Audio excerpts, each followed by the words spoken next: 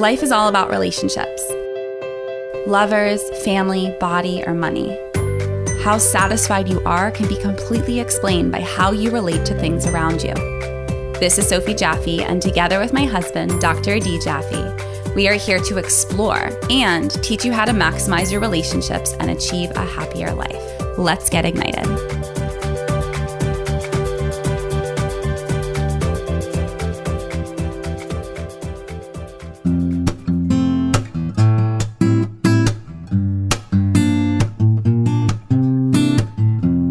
This episode of Ignited is brought to you by Four Sigmatic. These guys make some of the coolest mushroom-based powders on earth. No, not those mushrooms. These are those medicinal and holistic wellness powders. They make a few different ones, and I've loved using them for a few years now. Yeah, you've been using them for longer than I have. Absolutely. I first found out about Four Sigmatic years ago. They work in such beautiful synergy with my philosophy products. Yeah, they're really great. They have packets of just single mushrooms like lion's mane mushroom. I love lion's mane. I use it every single day. But did you know that Buddhist monks use it to help during meditation? I mean, it makes sense. No wonder I'm attracted to it. There you go. They also have ones with coffee in them, and they use pure Arabica beans, so that's the good stuff. And they even have packets with cacao, and you know that because I love making the super powdered hot chocolate. Yeah, I love bringing these in travel. They make life so much easier. When we were in Israel, I use them every single day because they're so easy to use. We use them all together. Again, I use them in travel, and also in the mornings, I like to mix a really yummy, supercharged coffee with Four Sigmatic and philosophy. We make it almost every single morning, and if you want to grab that recipe, you can check it out in the link in our show notes. Seriously, if you want to superpower your life with these magic mushrooms from our friends at Four Sigmatic, just head over to foursigmatic.com/ignited, that's IGNTD, and use the code IGNITED at checkout, and you'll receive 15% off of your entire purchase. Such a good discount. Yeah, and the offer is awesome, the product is awesome, and you should head over there right now. Thanks, guys. Hello, everybody, and welcome to this episode of the Ignited Podcast. I'm D. Jaffe. And I'm Sophie Jaffe. Sophie is back from Mexico, y'all, which is it's a good thing. It was a good thing. I was not enjoying prepping this on my own. How was Mexico, Soph? It was incredible. Much needed. Yeah, you got a little time off? Yeah, just time for myself without the kids, without you, without anything. It was very nice. Very nice. Without me? Yeah, very needed. Sophie apparently gets too much D time. You've been back for a few days. We even had another extra little trip thrown in there for good measure. Yeah, that stressed me out a little bit, but we're back now. It's been a lot of traveling. We are back. We had some fun interviews today. Yeah, we did. That I'm excited to share with everybody. We wanted to thank, speaking of all this travel, I wanted to thank Maddie, my assistant, and Taylor, yours. Yeah. Because this wouldn't be possible without them. Very little would be possible without them, at least from my end. Taylor makes my life. She doesn't listen to this podcast. She doesn't really listen to podcasts at all. But I energetically want to send love to her and appreciation because she really just transforms my life. And she's always there for me and in a strong, beautiful, independent woman kind of way. And I really appreciate it. Yeah. Taylor rocks. This for sure would not be possible without Maddie because I would just forget to do all of the stuff that it takes to do this. So thank you both. We love you, Maddie. We love you, Taylor. Yeah. And for our fan of the week, so if you wanted to share a story, we're not going to share the name because they didn't tell us that we can. We wanted to share a little story that somebody shared with you on Instagram. Was it they shared with me or they shared with you? I think they sent us both a DM, Sent us both a DM? Yeah, they sent us both a DM. I don't have it pulled up, but essentially they wanted to share that they were going through a rough patch and they did our relationship workshop, which we will link in the show notes. And they wanted to share that after doing the course, her boyfriend proposed to her and they're now engaged, and she owed a lot of that work and success to our relationship course. So thank you so much for sharing that story with us, that is exactly why we do what we do and why we put our hearts out there and our story out there and our shadows and our light, all of it is so that we can hopefully inspire other people to show up in that same kind of way to their partner and do the work. Yeah. And I think this is our first engagement that we know of. Yeah. And I mean, certainly this is exactly why we put all this work into it and why we share our pain. And yeah. I mean, we were early on, we heard someone that was potentially going to divorce, and then they stopped the divorce process and decided to give it another chance. And they shared that with us. And that was thanks to just listening to our podcast. Yeah. It's powerful. I mean, you know, in the interviews we did today and the stuff we're going to share here on this episode, people feel stuck. And if you're feeling stuck and you feel like you don't really know which direction to go, whether it's ours or somebody else's, you know, there's inspiration out there. It's everywhere. You can find it. And sometimes that's all you need. Just an example of somebody else who has been through similar things to what you're experiencing right now and has come to the other side. It makes a world of a difference. And providing tools that can inspire you to do the same. Absolutely. So thank you for those of you who write to us and let us know the impact it's had on you. Somebody just shared another thing on Instagram that just warms my heart. And thank you for letting us know of the impact. Yeah. This is having on you. Means so much to us. Means everything. And we love the screenshots that you're doing. It's so awesome when you're listening. We really appreciate it. We don't share all of them because we don't want to bombard our stories with them constantly, but we love sharing a few every day. So keep sharing. You know, you never know who you may be helping by exposing them to the podcast. Absolutely. And just tag Ignited, tag Sophie.Jaffe, and tag me at Dr. D. Jaffe. We have, it was funny, the person that Claire, when we interviewed Claire today, I totally thought you guys had known each other longer.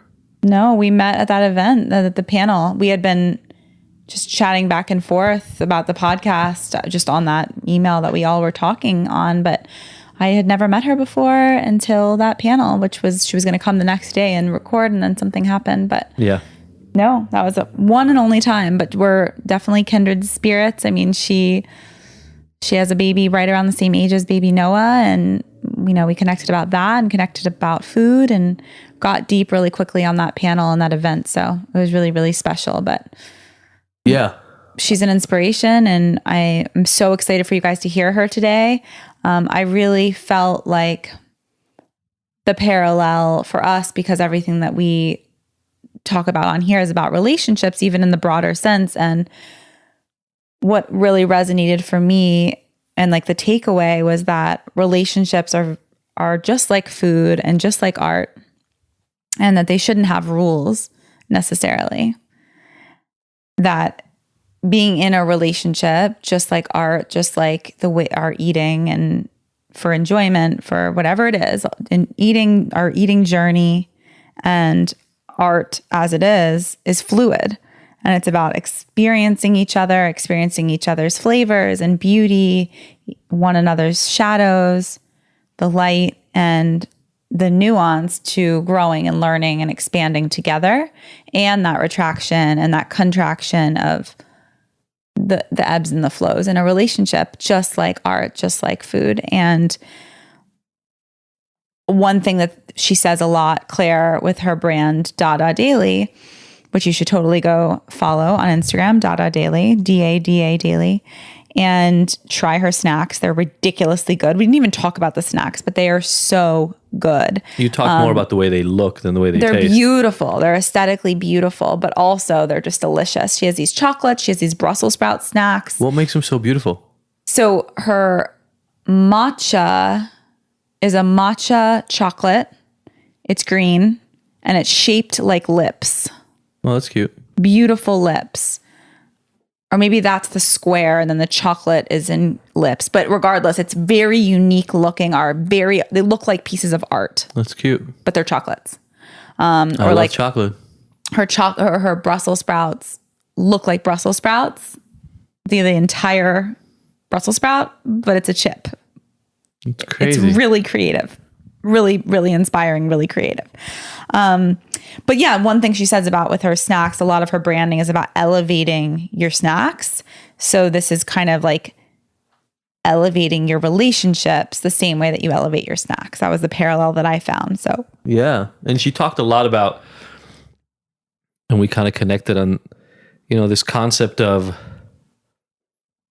she talked about it in the concept of wellness and, not taking things so far that you end up focusing so much on the principles that guide you, like veganism or something else around wellness, paleo or anything like that. Putting yourself in a box. To the point where, you put yourself in a box, but also where you start being unkind and maybe even aggressive and hateful somehow towards other people that disagree with you. Right.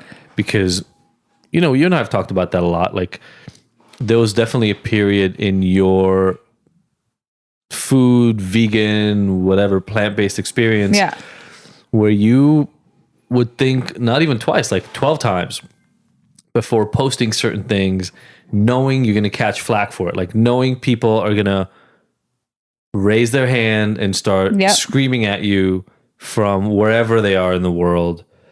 And, for a while, you definitely took that personally and it really affected you. It's really hard to not let it affect you personally. But it's also, personally, part of my journey is like, I'm at this place in my life where I need to recognize that I can't please everyone and that people want things to be in a neat little box. That's what our brains like. You did a whole TED talk on this, on labels and how our brains want to put things in a box. Yeah. But how I have to be comfortable, I don't put myself in a box and I do not live anywhere close to a box and in anything in my life. I mean, this is something that goes through. I'll be on a run and I'll think about this. And since I was a teenager, I've thought about this over and over again. Like, I'm not black or white. I'm not mom or dad. I'm not East Coast or West Coast. I'm not vegan or carnivore. I'm not, like, there's so many boxes that one wants to be in. Like, I'm city and I'm country. I'm the beach and the mountains. Like, I don't feel like I should have to pick. And I need to own that I don't put myself in a box and that I have made a beautiful career not putting myself in a box. And I have a beautiful experience. Even though a lot of people have told you that you should be in a box. Oh yeah. Like with my Instagram, like, you should just be smoothie bowls. You should just be yoga. You should just pick 2 of those things and just be those 2 things. Like, no, I'm a mother. I'm a wife. I'm a yoga instructor. I'm a raw food chef. I'm a superfood founder of Philosophy. Like, I am a lot of things. I wear a lot of different hats, and I shouldn't have to fit into someone else's mold to make it easier for someone else to accept. So I appreciated Claire getting into that, and I'm so excited for you guys to listen to this conversation. It's so inspiring and beautiful. And if you know anyone struggling with some food stuff, this is a really refreshing episode. So share it with that person. Yeah, absolutely. Like so many of our guests, Claire definitely brings a unique viewpoint to, and probably because of all our involvement in fashion and art, to the food discussion. Yeah, it's which beautiful. I don't think we've had before. Yeah. So thank you all for listening. As you know, wait for this little break here in the middle, and we will see you on the flip side. Mm-hmm. Thanks so much.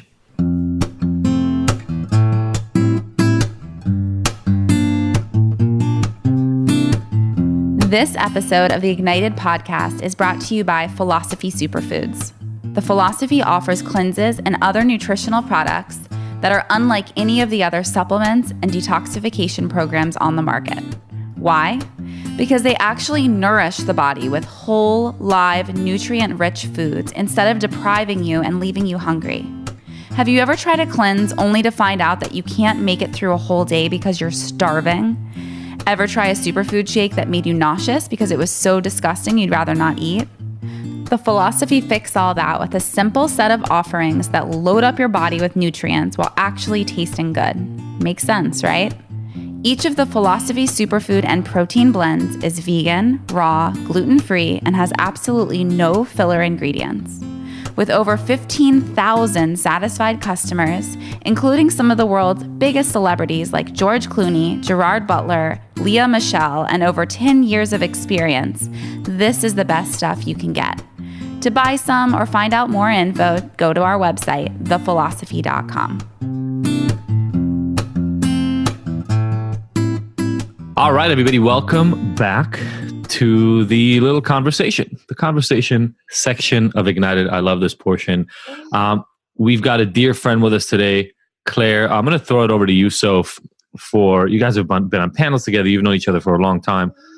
Tell us a little bit about Claire. We actually haven't known each other that long. You just assumed, but we just immediately hit it off. The first time we met, which was shocking, was on a panel here in Venice, California at Love Yoga. And that was the first time that we actually had met in the flesh. But I knew about your work. I knew about your product line, DADA, which is an amazing, artistic, next level snack company. And just so inspired by it. It takes a lot for me to be inspired these days in the wellness space.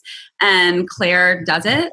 So I really want to hear your own kind of intro for yourself. And then we'll take it from there and get into it. Sure. So I'm Claire Olshan. And I would say one big part of my life is that I'm a born and bred New Yorker. There's not that many of us that have been born in New York, live in New York, never left. And I think just living here has always, been an amazing experience in absorbing culture, absorbing aesthetics, and absorbing, all different types of design and just visual stimulation. Mm-hmm. So I think it's it always had shaped, who I was. My first career was in the art world because I was like, I'm this aesthete. I need to work in art. Didn't love working in art. I loved looking at art, didn't want to sell the art. So then I went to fashion because I was in my 20s and I'm like, oh my God, fashion is so cool and fun and that's what you want to do with your life. And then I realized, I don't know if I really want to do that with my life either. And then I actually, went back to like the roots of what always had intrigued me, and it was health food. And there was a moment where I was like, I love health food. I love the idea of feeling healthy. I love the joy it brings me, but I couldn't connect it aesthetically to all the other portions of my life. I couldn't find something or I would say a packaged health food product that was at the same holistic level as everything else I just looked at and was inspired by, as you said. So I'm one of these crazy people who like dive in headfirst to industries that I know nothing about. And I was like, all right, I'm not old. I'm going to do this and do the best I can. And that's how DADA Daily was kind of originally born. I love it. I love the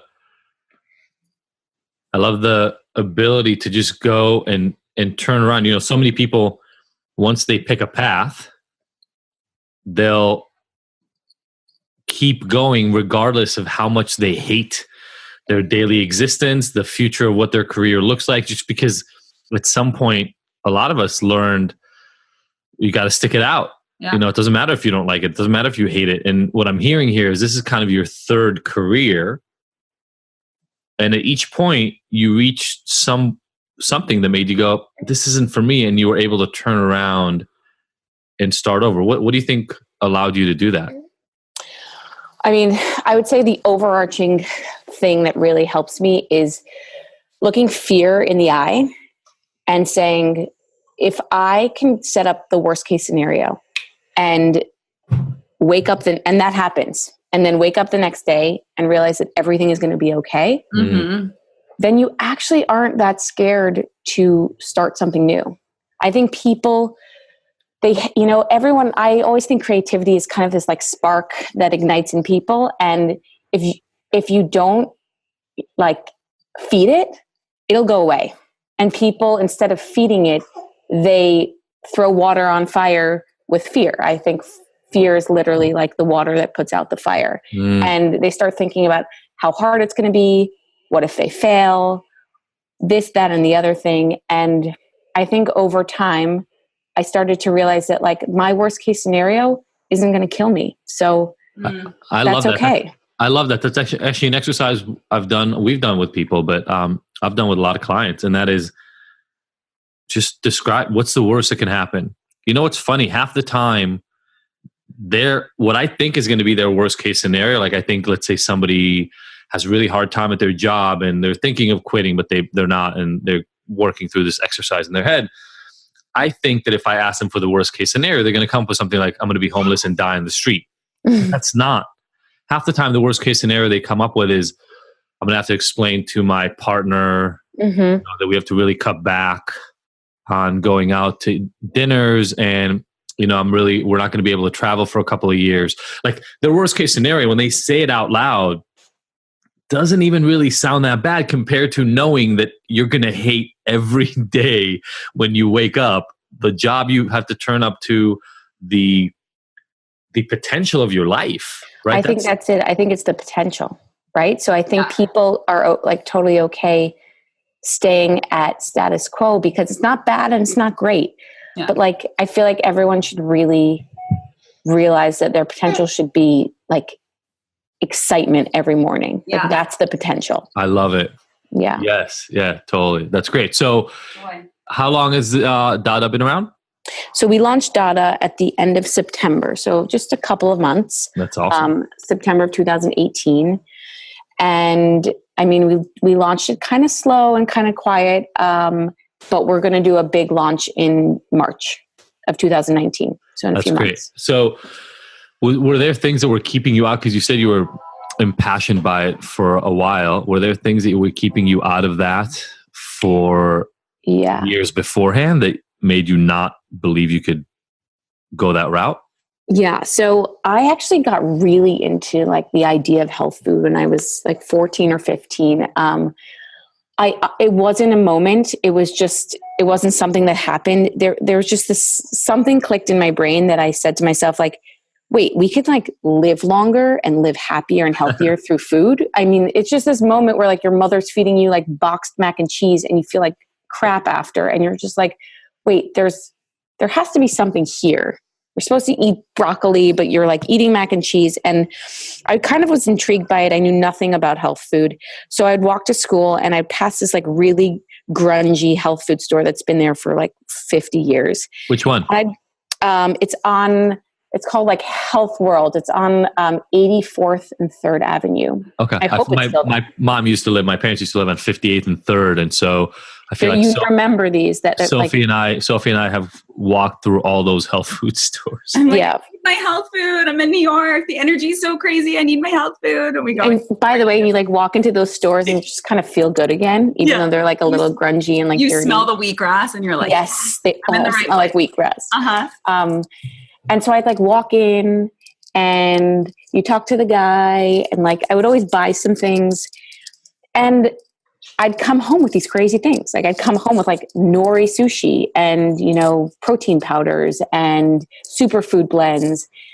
And my mom would be like, what are you doing? And I was like, I don't know. Maybe I should, wrap my tuna fish sandwiches in nori. And she was like, are you speaking English? Like, what is nori? And I started like doing all these things that back then were really weird. Nobody was into health food. Right. Nobody was doing these. Nobody was like, there was no such thing as a superfood or juicing. And so I was a weird kid. And I totally put it as a backseat to my life. I never talked about it. I never did it in front of my friends.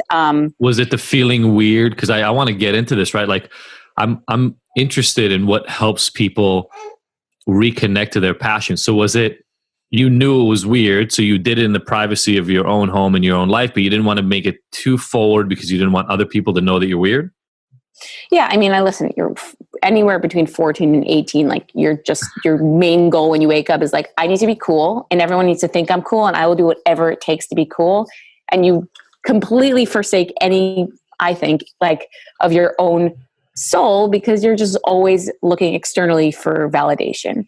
Yeah. And when you're in high school, no one's validating you because you are drinking a green juice. That's not going to be. We're gonna turn that around with our kids. But yes, I agree.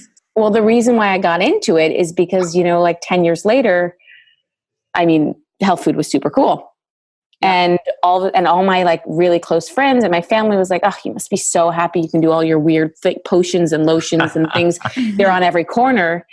And I actually like thought to myself and I was like, I hate the way the health food industry like actually transpired. Like for me, it was this really joyous place where I can walk into any health food store, grungy as can be, or I can walk into any, farmer's market. And I was like, I can eat everything here. I can eat the abundance of the earth. I just feel alive when I eat this food. And what I was seeing was this like really restrictive, no offense, but really masculinely oriented place, like surrounded by the word no. It was like no dairy and no gluten, no this and no sugar. And while I'm not saying that, eating dairy, sugar, and gluten is good for you, I was more thinking to myself, like, do we have to subscribe to one diet? Like, why is it that if you decide, like I'm gluten free, but then your mom has a birthday party, like, why can't you take a bite of her birthday cake? Like, you're not, unless you're obviously have celiac disease, but like, why weren't people more like joyous about their food decisions? Yeah. And so that's really where DADA came about. One of the big pillars we stand on is, bringing joy and freedom and liberty into health food, and like breaking the rules, like breaking all the rules that you think you have to do to be healthy. Sophie's big thing is on intuitive eating, and the idea that you should actually listen to your body, and maybe what you want to eat changes with time, and that strict rules for your entire life are maybe not the right thing. I think by the way, this goes hand in hand with the job that we were just talking about. I think people are not listening to themselves enough, whether it's their food or what makes them happy or what makes them feel good. And they just subscribe to a diet that's someone told them to do. Someone tells them to do. Exactly. That's never met them. No. Like everyone says to me like, oh, your snack food line is vegan, which it is vegan. And we call it accidentally vegan because we don't want to like subscribe that being vegan is only way to be healthy. Exactly. So people ask me like, are you vegan? And I was like, I'm vegan like 90% of the time. And then I eat a steak on Wednesdays. And everyone's like, oh no, that's not vegan. I was like, well then what, like, that's what makes me feel good. Exactly. So I'm right with you. Yeah. I mean, with my clients, when I work one-on-one, I don't do a lot of one-on-one work with people anymore just because time, it's just so hard to work one-on-one. It's better to do like big groups or go live or something where I can affect a lot of people at once. But that deep work, I mean, almost every single time it's unlearning what all the books have told you, unlearning what all the Instagram posts are telling you to do. Like it's all this information that we're getting about what to do, how to do it, when to eat, how often, what I eat in a day. Like I made one video on YouTube about what I eat in a day on like a plant-based day.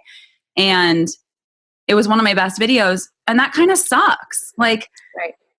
And then I remember when Instagram first started, people would put pictures of every single thing they ate in a day. And it made me feel anxious. I was like, why do we care? I understand curiosity just for curiosity's sake. Like I understand wanting some sort of a validation that like I'm eating enough or I'm not eating. I get that. But again, like you said in the beginning, this person's never met you. You know nothing about this person. You know nothing about how this person's baseline of how they're burning calories, how they're not. I mean, there are so many factors that come into what you should be eating in a day, nutritionally, emotionally, psychologically, just the list goes on. And I mean, culturally, socially, like there's so much, it's so rich. And to allow ourselves to be in that place of freedom instead of restriction or should, I'm honestly exhausted by the health and wellness industry. I've been in it for 15 years now. At the beginning, I was super into raw food. I was the same person as you, like so curious about all these cool foods. And I loved the way I felt on superfoods and raw food and vegan food and all of that. And that's beautiful. There's a beautiful aspect to knowing what works for your body, going through that discovery stage, being young, being vibrant, being attracted to something different and new, and realizing, building that awareness about food and how it affects your body, your own personal body. And at the same time, leaving all that behind and figuring out, okay, who am I now? And what does my body need? I am now a breastfeeding mom of 3. How is that different than when I was 21, working at a raw food juice bar? Yeah. It's different, right? There's still some similarities. Like if I eat mostly raw throughout the day, it keeps me energized, vibrant, on my toes. If I eat a nice cooked meal, some fish, something, a little more of substance at night, it helps me chill out. Those things are still true, but the calories I need in a day are different.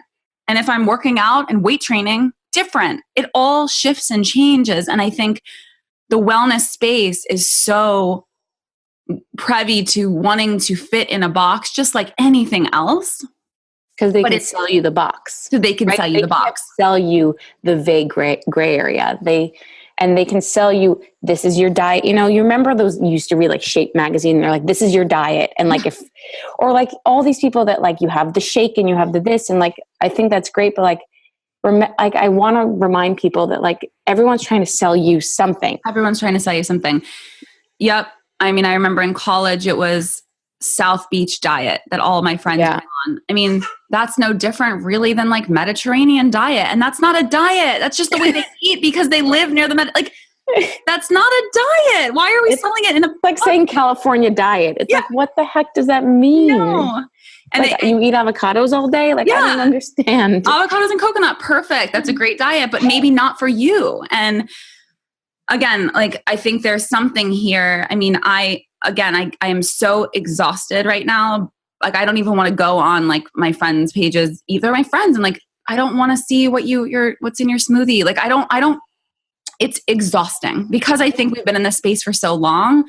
And because it's like, it's this way of like, here's what I'm doing and it works for me, but they're not saying it only works for me. They're saying like, here's what I do to have my six pack. Here's what I do to be able to do these handstands. I'm mostly vegan and this is it. Well, I know lots of people that nutritionally should not be vegan. Yeah. They shouldn't be. And unless you're getting blood tests and really, intuitively connecting to your body, how is anyone that's just pulling up their Pinterest or Instagram or internet going to know that? Yeah. And so I think there's the misinformation is dangerous. I think people saying what you should eat when is dangerous. And I think that we need to get back to a place of like experimenting with different foods and seeing how it makes me feel. Like food journals, great. As long as you're not counting calories, great. I was just going to say that. I was going to say it goes back to the fear. People have to stop being so scared of food. People are scared. They're like scared to eat meat. And listen, I have a crazy food journey. I remember the fear. I remember it to like, I could see myself. The feeling of like, okay, so I really want that piece of bread. So I'm going to eat the piece of bread, but then I'm going to think about it. I'm going to be eating the bread. And it's like, oh my God, there's no joy in that. No. And even if I put it in my mouth and it tastes really good, and there's a receptor in my brain that says this tastes really good, there are 700 other receptors that are like, okay, just remember on Monday at 3:00, you had the piece of bread. So it's like, we have to learn. And like, it's a really hard process, but we have to learn how to shut those things off. And it also just, gentle. It comes back to letting go of everything. Right. Like if you're holding on to the way your mom treated you at that birthday party when you were 9, and you're holding that in your body and in some meridian somewhere in your body, if you're holding on to that energetically, it's going to affect you today. It's going to be creating anxiety in you today. So if you're controlling what you're eating and you're punishing yourself and saying like, okay, well, I have to run 2 miles on the treadmill because I had 3 pieces of bread at dinner last night. That energetically is getting trapped in your body and will show up as something else. Maybe it just starts out as tension, but that leads to something, right? Yeah. And so another thing that I like, my biggest transformation, I actually think was when I was pregnant, because all of a sudden you become so gentle on yourself and you're allowing yourself all these luxuries they're not really luxuries. Like if you feel like you want a chocolate chip cookie, like it's a luxury, but like you just let yourself do it. And like also talking about calories, I think like you and I discussed this when we were on our panel. All of a sudden, like calories kind of went out the door, right? Because when you're pregnant, you're just eating, you're not thinking about calories. And I started to realize that this whole calorie game is like kind of a farce. Mm-hmm. And when I say that, I don't mean that like you can eat all the food you want and calories don't matter, but people are so mathematical, right? People are so obsessed with how many calories are in something and how many calories are eating a day and how many calories in and calories out.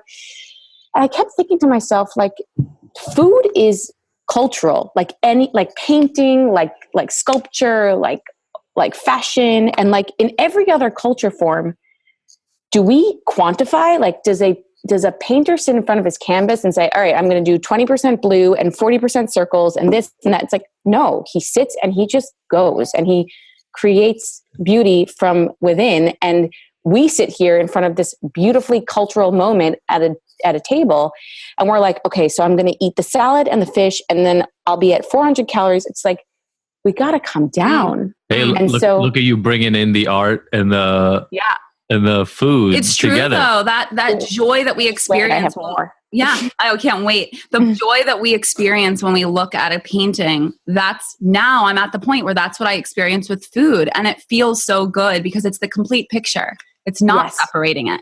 It's real, right? It's real authentic. In the moment. It's authentic in the moment. Like, this is what I want. I want all of that dessert. I want all of that fish over there. I want all the wine. Because that's what's serving me right now in this moment, because there's never going to be this moment ever again. The people I'm sitting with at the table, the conversations we're having, the flow, that's happening because we're allowing the flow and the moment to be. If we start to control, it shifts the moment. The minute I see the person across from me judging that bread basket or judging that wine or whatever it is that they're judging in their mind, like, oh, I was doing no meat this week. Shit. Okay. Like, whatever it is, when you feel that stop, it stops the flow. Yeah. Yeah. I totally agree. I think joy is like the answer. Joy really is the answer. Joy is like another pillar that DADA stands on. Besides like breaking the rules of health food, is this whole idea of like elevating your snacking moment. Like, snacking doesn't have to be this like taboo, weird, creepy thing that you do by yourself or you do it really quickly. Like, snacking is eating and it's food, and it should be celebrated just like any other time you're eating. And we really wanted to create, like aesthetic discovery and make it beautiful and make you relate to it. And I was trying to think, like, I had these two pillars, like DADA, sits on this beautifully designed moment that you really feel connected to. And it also sits on this whole idea of breaking the rules of health food. And like, what is the connecting factor of these two pillars? And to me, it was joy. Because, and we also talked about this on the panel, and I really like had this epiphany moment. I was like, what is joy? Like, joy is universally it's based in aesthetics. It's every time someone sees a firework, or every time someone sees like a mini panda riding a bicycle, or like there are these moments, or like repetition, right? Let's say you see 500 apples in a space. Everyone's like, oh my God, that's so beautiful. Or I don't know, like confetti is just like everyone gets happy from the same things. Yeah. And at the end of the day, that happiness is an aesthetic moment. It's something you see that makes you happy. So like, to me, I was like, I want to create something that's beautiful that people see, they get happy, and then they can eat it. You did. So, I'm very happy when I eat your snacks. Like, we haven't even talked about that yet, but your snacks are so beautiful. You almost don't want to eat it, but it tastes so good that you're like, okay, I'll eat it. Yeah. It's so beautiful. We also wanted them to hold the integrity of what they were. Like, I always felt like with health food, you'd go into, a health food store and it would say like, broccoli chips, and you'd open it up and it just looks like potato chips that are green. And I was like, but where's the broccoli? And I was like, why aren't anyone making vegetable chips that are holding the integrity of the vegetable? Like, if you open up our Brussels sprout chips, they're just Brussels sprouts. Yep. You open up the cabbage chips, they're just cabbage. They're covered in every superfood I thought was important, but there's like a real, as we said, like authenticity to them. Yeah. The whole food. Whole food. Yeah. I have a question. So as, I have my superfood company, Philosophy. Mm-hmm. They happen to be raw, vegan, organic foods, gluten-free. They are all those things. I do believe in not counting calories. I do believe in all the things that we just talked about. I have a few naysayers, a few people that kind of live their lives up on this pedestal where they're like, I don't touch anything that isn't bought at Air One. I'm so beyond this place in my life. Like, this was 15 years ago for me. But and like I said, the exhaustion that I experience when people are like that, the restriction, the like, I mean, not everyone can even shop at like Walmart organic, much less Erewhon, right? So it's like this disconnection of reality. But I have a few people that'll pop in when I work with a brand that, you know, maybe isn't of the integrity that they decide. Like I worked with this one brand a couple weeks ago and they were sustainably sourced, plant-based, like all the things that mattered to me. And that's it. Like I don't have to be, it doesn't have to be my product, right? Like it's not, it's something different. It's a different collaboration. And I'm not about perfect anymore. I'm the opposite. And I have people that give me shit about things like that. And they're like, how could you, when you have a brand that's plant-based, organic, raw, how can you? And I come up against this and it's a struggle for me and I beat myself up and I'm like, am I not living in my integrity? Am I not like, it's true. My products are raw and vegan and organic. And I do believe that those foods are good, but I also believe in balance. And I also, as a mom, believe in like letting them have the fucking pizza and the birthday cake at a birthday party and not being those weird kids in the corner who bring their own gluten-free snacks. Like that's not me and that's not who I want to be. And that's not, after all that I've experienced in my life on this journey, that restrictive feeling and sitting out of having fun, I don't want that for my children. And I don't want that for myself. I want to go to Baskin Robbins with them on a Tuesday and enjoy myself and share it with them and have 2 scoops. And that is joy for me. And so I come to this place. And so I wonder for someone who seems so similar in your balanced journey of where you are now, where you can have the bread and you can have the wine and you can have a steak on a Wednesday, but have these beautiful products that don't have any of that in it and are, you know, very clean, quote unquote. How do you balance that? Well, I think I honestly was thinking about this before bed last night. So it's a very new idea that just popped in. I think we're obsessed with wellness and we are forgetting kindness. There's this whole wellness game is amazing. Lives are changing and people are inserting really important ideals, but the kindness factor is being lost. And I think people are being kind to themselves and they're not necessarily being kind to their other. There's this wellness is amazing, but it's a little selfish. We have to be honest. It's also what I've experienced a lot because I was in the raw vegan movement in the beginning. Just I fell into it really. It wasn't like I chose it. I didn't understand what I was getting myself into with the vegan world. It's scary. Some of those vegans are scary and scare the shit out of me. And it's because I was in that club and in that box for a while. It's been really hard. It's been 10 years of crawling out of it. Yeah. And so the judgment and what I've found is vegans are so nice about like animals. Like it's beautiful. Like when they're really, when the veganism comes from looking outward, when you look outward and it's saying, I want to save animals. I want to save the planet. I'm looking outward. But the problem is when they're mean to humans though. Like they're so mean spirited. I have been attacked and had to block vegans because I share that my kids are eating eggs. And literally have to block them because they go on these rampages of just... They lost the kindness. They're obsessed with the wellness and lost the kindness. It's a bizarre phenomenon. It's like people are really so obsessive about what they're subscribing to. And the group, and that's just like, we're losing the human part. I think that's a problem. I think that's a problem with dogma always. It doesn't matter what it gets packaged in. It doesn't matter what the envelope in. We were talking to that Uber driver when we were in Raleigh right now, who, you know, as soon as we sat in, he told us that the reason he's driving a car now is to get closer to Jesus and to help people. And we got into this really great conversation. Sophie even I think she might have shared some of it on Instagram, where we talked about the fact that, because I'm not part of any organized religion really, and I have a problem with it. Like there's a block that happens to me because many of the people that I find, this is not at all a blanket statement on the religions. It's some of the people that I see doing this, use the dogma of the religion as a way to exclude other people Whereas in reality, pretty much every religion you look at its source is about inclusivity and acceptance and putting your arms around other people and helping them. And then in this country right now, fundamental Christianity is being used absolutely to exclude groups of people and to say they are not like us and they need to be more like us or get out.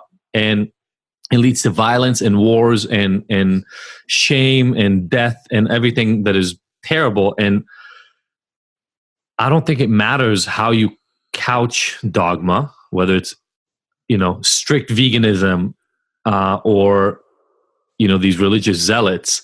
When you get too fundamentalist about your beliefs, you stop being able to relate to what else is happening around you. And you talked about it as the absence of kindness. It can become also almost persecution-like, right? Almost to the point where you make it your job to turn other people to your side of the camp, or else they're heretics or sinners. I mean, I totally agree. We could definitely open it up to pretty much every realm of a person's life. But, I also think it's just ironic that wellness is supposed to make you better, right? And sometimes, as I said, it ends up being just this very selfish cycle where you're meditating and you're getting better and you're doing this and you're doing that. And people are forgetting to look out a little bit. They're just so wrapped up. And I really don't want to disregard how wonderful it is to start meditating and start going down all those, all those pillars of wellness. But I think sometimes people are just really internal about it all. And they start to forget that, you want to become a good person because you want to be a good person to somebody else, not just to yourself. Yeah. And I think we could get into so many different areas here. I think we've both been through eating disorders. We've both been through disordered thinking, probably body dysmorphic, all of the things that you go through as a woman in this country who's conscious and in this space. You open a magazine and as a 17-year-old, you think you're supposed to look like that. Yeah. You watch reality TV shows now, which wasn't a reality when we were young, but reality was a reality, but the TV shows weren't. Reality was a reality, but I wasn't exposed to those types of magazines till I moved to LA. I never had opened an Us Weekly, and thank God. Right. I had no awareness of my body physically other than it was beautiful. I had no idea about my curves and my shapes, my shape. I just knew I was beautiful. And the minute I moved to LA and got into college, that's when it all started, because I was around other women who grew up here in LA and just had a different reality, a different perspective of who they were. So I don't want to discredit all the work that we've done and all of the downs, to get to this place. It's hard and you need to be on your journey, and it's a very personal journey. However, it's beautiful on the other side when you come to a place of peace and kindness towards yourself. Yeah. And it's there. And I just hope that whoever's listening and potentially struggling knows that we've been there. It's not like we just woke up one day and we were in this great space. The amount of fucking journals, food journals I have bringing me back. It used to be 2 weeks I had to keep a food journal. Then it became 3 days, and it's a process. Now I can in 1 second bring myself back, but it took time and work, a lot of work, just like Adi and I with our relationship. So much work. And now it's just different. We show up to it differently because we've been on the other side for, now we're here after a decade of work. Yeah. So I don't want to discredit all of that, but we always ask our listeners 5 questions. So I want to jump into that.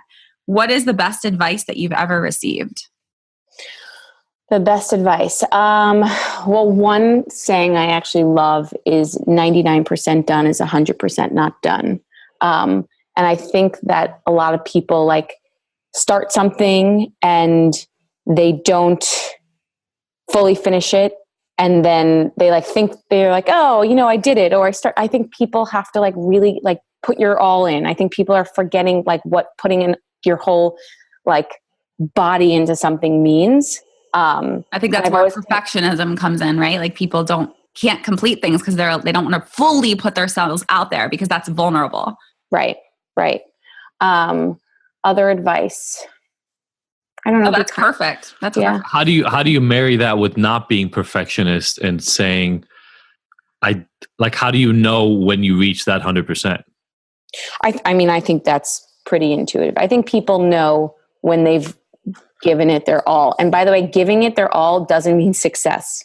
See, that's the thing, is that people always take that quote and they're like, oh, okay, the equation, you get the equal sign and then it's success or goal or but. It's like money. No.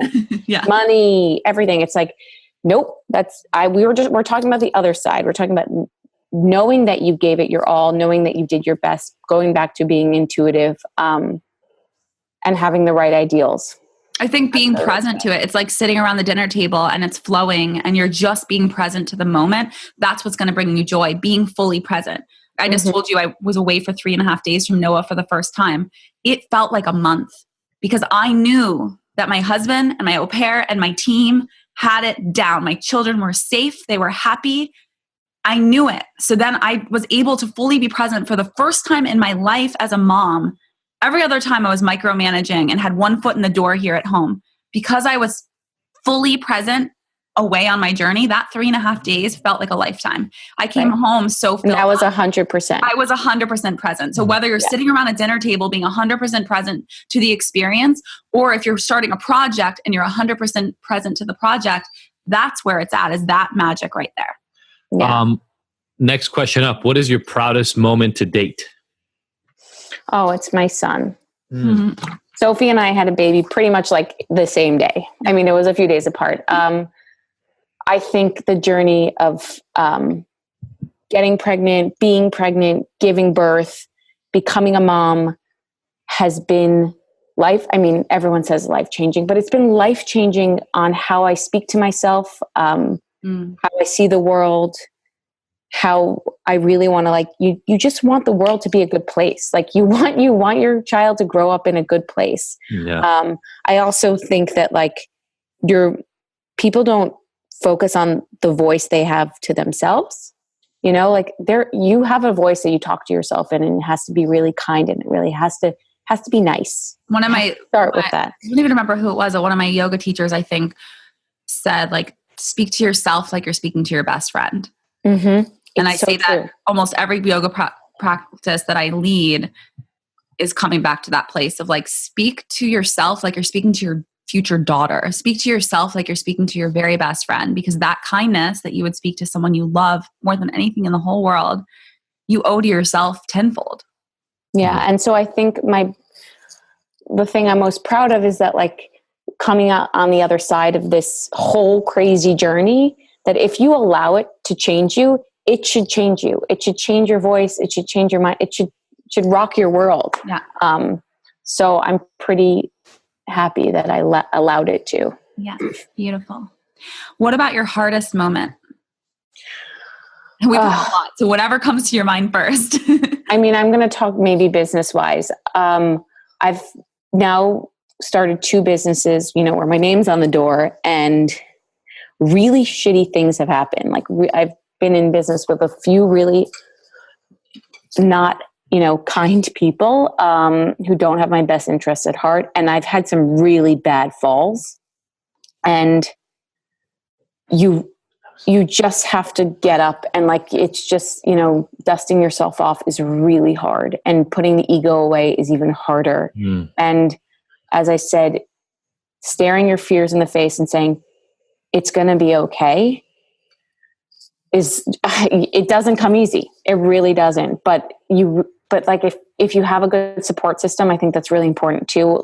You and I are talking about all these things. It's really hard to do if you don't have support around you, if you don't have people who are like-minded. I would say to a lot of people, weed out the people who aren't kind, because it's really important to keep people you love around you. You know what it feels like to be around people you love, and you also know what it feels like to be around people that you don't love as much.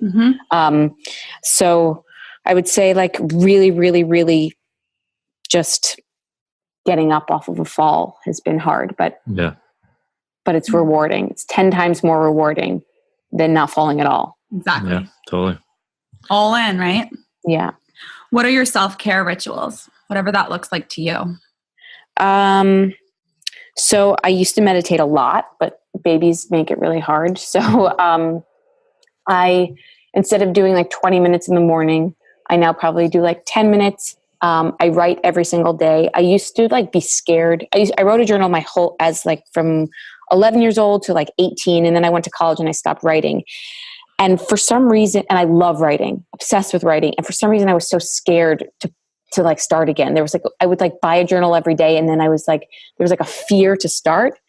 And I think I had this preconceived notion that journaling was this like, romantic thing. You sit in a room for 20 minutes and you're writing pages and there's music playing and candles. It's like, no. What I realized is that I could put 4 words on a paper and that actually could be just as important and impactful than writing 17 pages. So one of my biggest rituals is putting pen to paper, whether it's a word or 17 pages of just what today was like. And then when you get to read it, like a year later, it's really, really special. That's a ritual. Adi and I both have piles of journals from our entire lifetimes in our garage, and we won't get rid of them. Yeah, I used to write a lot more. I don't do it as much. I have like a 5-minute journal that I literally use. I love the 5-minute journal. I use it it's 5 minutes. I can get that done every day. And I think that as parents and as you grow, and if you've had a practice of journaling your whole life, just like with food, like you don't need to be like, I don't need to write for pages and pages and pages anymore, because a little bit, I know how powerful that can be. So I think it's very similar to that. It's like you had your sad times, you had your melancholy, like months of needing to be the starving artist and like all of that. Mm-hmm. Now it's like, okay, let me check in with myself. Cool. Got it. Yeah, no, totally. Okay, last question. So this podcast is called Ignited, and we want to find out what ignites you, what gets you going, what drives you. Honestly, it's the idea, like creativity drives me, and creativity to me is just like the idea that like anything is possible. And I feel like I'm just like being the cheesiest human being during this podcast, but like I love the notion that like you can make a connection between anything. And working in health food right now for the first time, I feel like I have this touch point to anything. And like a company will come, or I'll go to a company and say like, I want to do a partnership, and they'll be like, what do we have to do with you? And it's just like being able to just create is really igniting. It actually feels like, the idea of the release of birth or the release of an orgasm is like creating, and creating can be anything. And I think people have to really understand what creating means, whether that's creating a meal, creating a relationship, bringing 2 friends together who love each other, anything, creating a journal post, like creation during the day, I think is what kind of makes today great. Absolutely. Beautiful. Absolutely. We so want to thank you for taking the time. I want to remind everybody who's listening right now, screenshot this, tag us, tag Sophie.Jaffe, Dr. Adi Jaffe. And DADA Daily. DADA Daily and Claire, it's _Olshan, right? Yes. I verified that before. And just let us know what's the biggest takeaway for you for the day. Thank you so much for joining us. Thank you everybody for being with us this week. Can't wait to see you next week. Bye. Thank you everybody for listening to the Ignited podcast. We were so happy to have you along for this ride. Please go and subscribe to this. Leave us a review. We love hearing from you. And if you want more, don't forget to go to ignited.com, where all the podcast episodes are available with show notes and so many of the little details and links from each one of these interviews. And you can look at all the future events that we have going on, all the things that make Ignited so special, even beyond this recording. Again, thank you so much for joining us. We will see you next week.